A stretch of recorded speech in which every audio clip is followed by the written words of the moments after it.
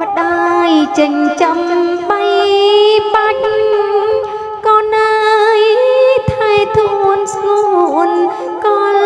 លយានអើយកូនអើយកូន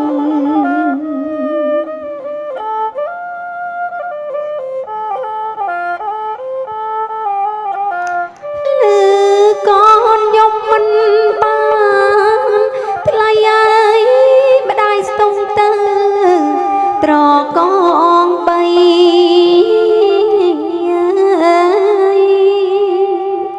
កូនអើយម្ដាយស្ទង់ទៅត្រកងបី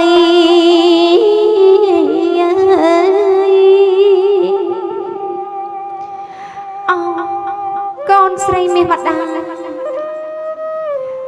កូនណៃកូនកុំយំអីណាកូនណាកូនចាំស្ដាប់ម៉ែជ្រើបំពេគេងទៅណាកូនណា